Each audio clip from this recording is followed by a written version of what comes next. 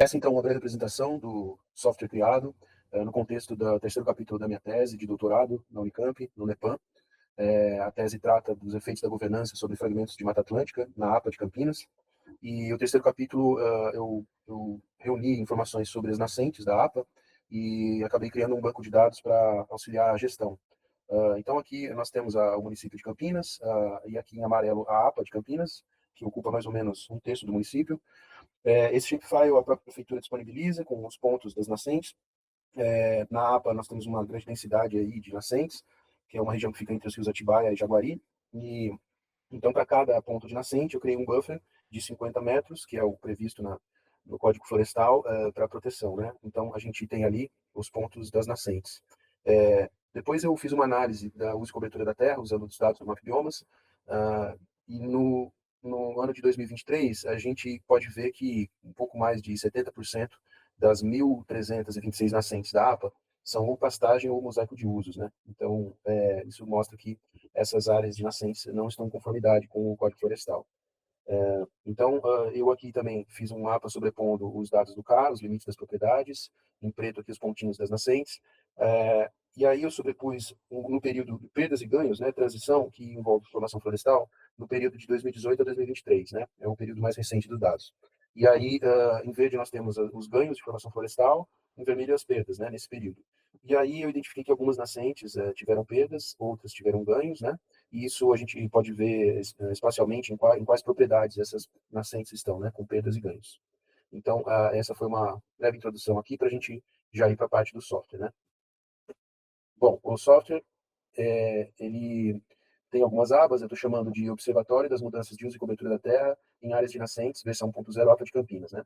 Então, nessa primeira aba, eu posso fazer uma busca por nascente. Nós temos aqui o campo para preenchimento, né, de 1 a 1.326, que são as nascentes da APA.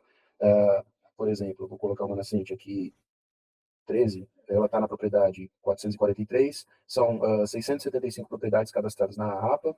Então, aqui a gente pode ver um pouco do histórico de uso e cobertura dessa área de nascente, desse raio de 50 metros.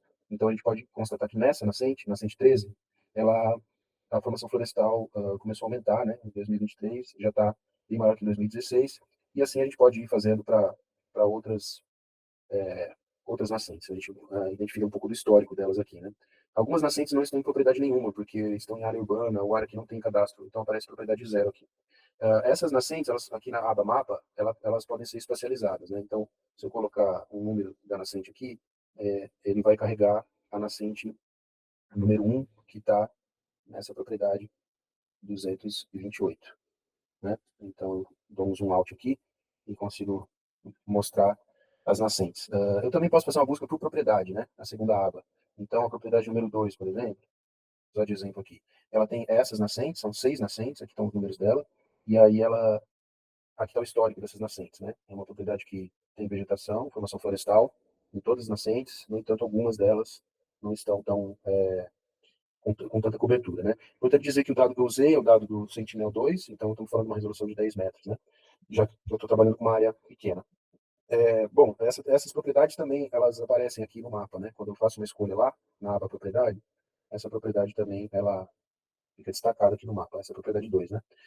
Depois, essas escolhas podem ser exportadas em formato de imagem, bom, e essa aba, essa terceira aba, né? Eu estou chamando de classe predominante, então ela me fornece uma lista das nascentes que tem como classe predominante a escolha que eu fizer aqui, né? Então, floresta plantada, por exemplo, ele forma uma lista de 103 nascentes que tem classe predominante floresta plantada. E essa lista está em ordem decrescente, ou seja, as primeiras nascentes estão 100% cobertas com floresta plantada, e as últimas lá da lista começam a ter 60% implantada, mosaico de uso, formação florestal, começam a mostrar. Qual que é a intenção dessa aba? É mostrar para os gestores que dá para a gente fazer um trabalho específico com determinados proprietários, né? Então, os proprietários que têm formação florestal, por exemplo, né, como classe predominante, eles podem ter um trabalho, essas 299 nascentes, os proprietários dessas áreas, eles podem receber informações e ter um trabalho do grupo gestor voltado para como manter essas áreas. E também incentivos, do tipo, parabéns, uma plaquinha, sua nascente tem a maior parte de floresta, enfim, dá para desenvolver algumas ações específicas para diferentes grupos de proprietários. Por outro lado, as nascentes que estão em área urbanizada, por exemplo, essas 6 nascentes, a gente precisa ver o que está acontecendo lá. Então, também dá para a gente fazer um trabalho direcionado, né, para cada tipo de trabalho, enfim, de trabalho de restauração. A mesma coisa as nascentes que a mesma coisa as nascentes que trabalham, que fazem transições envolvendo formação florestal. Então, aqui está carregando essas 425 nascentes, elas também, em ordem decrescente, elas tiveram formação florestal mantida, verde escuro, né? No entanto, essas 33 nascentes, no período de 2018 a 2023, tiveram as suas nascentes, as suas áreas com vegetação de formação florestal perdida, né? Então, também é um trabalho direcionado, né, que a gente pode fazer com esses proprietários. Enfim, ver qual a necessidade deles, dar um prazo para eles se ajustarem e fazer uma espécie de trabalho colaborativo mesmo, né? Não necessariamente punitivo. A ideia do software é essa, né? Trabalhar mais no espírito da colaboração. Bom, a aba mapa eu já apresentei, e por fim nós temos uma aba identificação, que é uma aba criada para o preenchimento dos proprietários. Eu estou chamando de caracterização autodeclarada. Então, o proprietário aqui ele pode colocar um nome para nascente.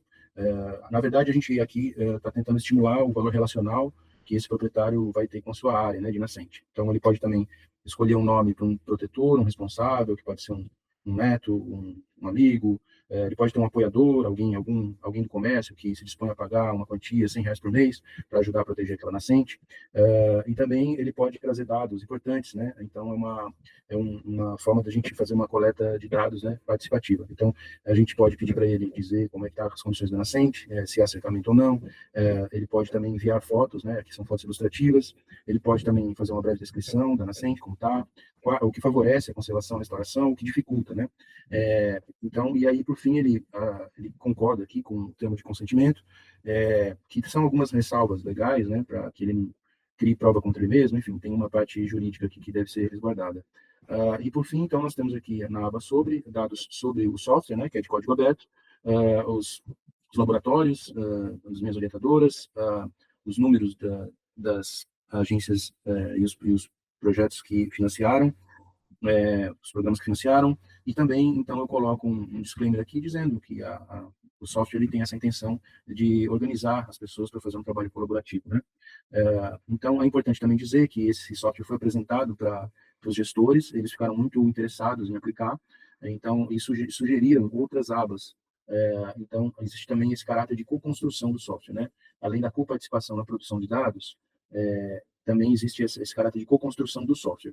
Então, por exemplo, já vamos fazer uma adaptação aqui para uma aba que valide as nascentes, porque a gente sabe que esse levantamento da prefeitura não tem exatamente as nascentes bem posicionadas. A nascente é uma coisa que, dependendo do período, está num lugar, está em outro. Então, é uma coisa que carece de um monitoramento mais de perto, né? Então, essas novas abas vão surgindo a partir da necessidade dos gestores, dos próprios proprietários, né? Então, basicamente é isso. Duas experiências piloto vão estar acontecendo, provavelmente no primeiro semestre de 2027, depois que o software estiver adaptado. Uma experiência aqui na APA de Campinas e outra experiência em São Luís do Paraitinga. Então, nós temos já um propósito de ver a funcionalidade, ver como essa ideia é recebida, né, pelos proprietários, como faremos campanhas para que esses dados sejam preenchidos, e também outras ideias surgiram de fazer um circuito das nascentes vinculado ao turismo. Então, as 10 nascentes mais bonitas podem ser visitadas pelos turistas que frequentam a região. Cada ano pode ter um prêmio da nascente mais bonita. Existe também todo um vínculo que pode existir com a educação ambiental, então levar as crianças para conhecerem essas áreas. E, enfim, é uma forma de acessar esses dados que estão em propriedades privadas. São informações que os órgãos públicos teriam dificuldade de acessar. Então, a gente traria a governança para a base, né, para quem está lá no território, contribuir com essas informações. Tudo isso está descrito, então, no artigo, que ainda não foi publicado, mas já está pronto, então vai estar sendo enviado junto com o código na inscrição do prêmio, e então, basicamente é isso.